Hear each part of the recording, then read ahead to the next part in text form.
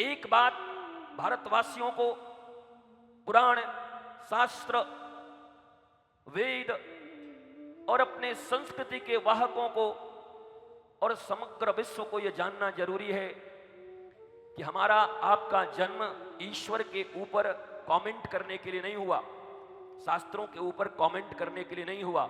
उन शास्त्रों से हम क्या सीख सकते हैं और अपने जीवन में आह्लाद और आनंद कैसे ला सकते हैं, इसके लिए शास्त्र का हमें अध्ययन करना है। हम शास्त्र के विवेचक नहीं हैं। यद्यपि कहते हैं कि भागवत में विद्वानों की परीक्षा होती है, परंतु वहां भी लिखा हुआ है कि भागवत उनके सामने ही खुलती हैं जो बच्चे की तरह मां मानकर भागवत के सामने पड़ जाता है कि मैया कुछ तो रहस्य खोल दो। विद्वान भी नहीं खोल सकते इसके रहस्य को। यहां परीक्षा की कोई बात नहीं है। एक पुत्र की भांति जब मैया भागवत के सामने पड़ जाएं, हे माता अब आप ही अपना दुग्धपान कराओ, बालक हूं, और वह माता अपना दुग्धपान करा सकती हैं। विद्वान भी भला भागवत को कहां से निकाल सकते हैं, भागवत के मर्म को कहां से जान सकते हैं। ये तो एक ऐसा अखाड़ा तैयार कर दिया गया है जिसको ताल ठोकना है वही आ जाता है। बोला आओ भागवत में विद्वानों की परीक्षा होगी। ऐसा लग रहा है मल्लयुद्ध होगा, लग रहा है लंगोट पहन के यहां भिड़ंत होगी, भक्ति होगी, भाव होगा। महाराष्ट्र में संत एकनाथ हैं, बड़े बड़े विद्वान उनके साथ रहते हैं। जब जीवन का अंतिम क्षण आया तो संत एकनाथ ने कहा कि मुझे जो सबसे बड़ा पुस्तक ग्रंथ लिखना था वो ग्रंथ कौन लिखेगा, थोड़ी चिंता हो गई है। बड़े बड़े विद्वान आकर के अचला धोती पहन के खड़े हो गए, हमारा ही नंबर आएगा, हम ही तो करेंगे।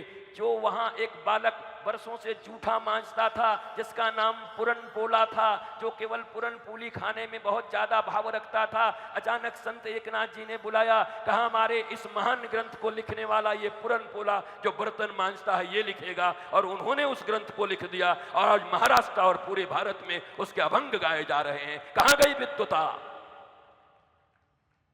भगवान की भक्ति, भगवान का अनुग्रह और गुरु के अनुग्रह से ही सब संभव है।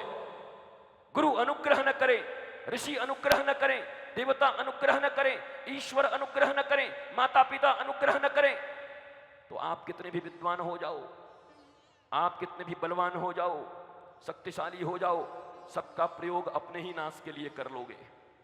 तो आज नारद जी ने पूरे मनुष्यों की समस्याओं को उठाया, ज्ञान वैराग्य को गीता सुनाए। ये सब पढ़ना चाहिए, समझना चाहिए। भाई गीता सुनाया, वेद सुनाया, वेदांत सुनाए, लेकिन नहीं उठे। इसका अर्थ क्या है? गीता की निंदा की जा रही है। अगर रैशनली अध्ययन करो, आज के विद्यार्थी अगर रैशनली अध्ययन करने लगे, हार्वर्ड में इसकी पढ़ाई होने लगे, तो कह देंगे कि ये सब बेकार चीज है, गीता से तो उठा ही नहीं ज्ञान। आपके भागवत में ही लिखा हुआ है, गीता से उठा नहीं, वेदांत से उठा नहीं, वेद से उठा नहीं, शास्त्रों से उठा नहीं, न ज्ञान उठे न वैराग्य उठा। तो क्या ये सारे शास्त्र बेकार हो गए? इनका कोई मतलब नहीं होना चाहिए। कहे वर्तमान युगानुकूल धर्म में युगानुसार महर्षि व्यास ने समस्त शास्त्रों को लिखा। महर्षि वेदव्यास ने भैया वेदों का विस्तार किया और विभाजन कर दिया, अपने शिष्यों को दे दिया, तुम्हारा ये, जैमिनी का ये, एल का ये दे दिया, वैशंपायन का ये, सबको बांट दिया उन्होंने। इतने शास्त्र लिख दिए लेकिन उनको आनंद नहीं मिला। ये सब लीला चल रही है। तब उनको लगा अगर इस कली काल में मनुष्यों को आनंद देना है, मनुष्य के भीतर सुख शांति अगर आना है, तो हमें एक और ग्रंथ लिखना होगा, और उस ग्रंथ का नाम है श्रीमद् भागवत, जिसके आश्रय में हम सब यहाँ बैठे हुए हैं। अगर ये अमृत पी करके भी हमारे जीवन में आनंद न हुआ तो मामला बिगड़ जाएगा। फिर अंतिम दवाई पहले कोरामीन की सुई लगती थी। पुराने जमाने में सबसे पहले कोरामीन लग गई, बोला कोरामीन लग गया तब तो बच ही जाएगा, और कोरामीन लेके भी मर गया तो कोई उपाय नहीं है। तो महाराज श्रीमद् भागवत कोरामीन है, अगर ये काम न किया तो मरने के लिए तैयार रहो। जिंदगी में आनंद, आह्लाद, प्रेम, शांति तुम्हें प्राप्त नहीं हो सकता, क्योंकि व्यास जी ने भी कह दिया कि श्रीमद् भागवत ही कल्याणकारक है। मरण धर्मा प्रत्येक जीव के जीवन में आनंद सहित मृत्यु सामने भी हो उसके बाद भी वो जीव आनंद के साथ बैठा हुआ है। मृत्यु से भयभीत लोग भागवत के अधिकारी नहीं हो सकते।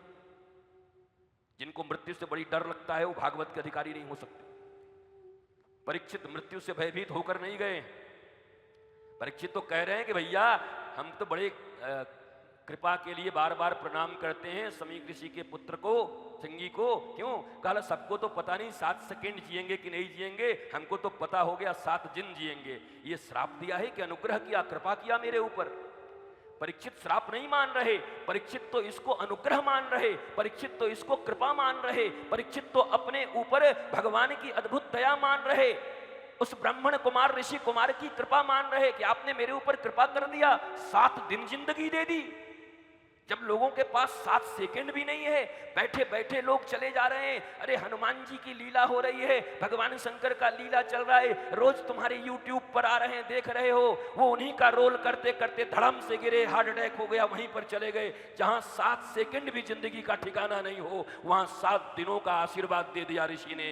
इसलिए ये श्राप के ऊपर लिखा गया ग्रंथ नहीं है, बल्कि किसी मुनि कुमार के द्वारा दिए गए वरदान के ऊपर लिखा गया ग्रंथ है श्रीमद् भागवत। कि जीवन पता हो गया 7 दिन में जाना है। इस दृष्टि से भी भागवत को देखने की जरूरत है।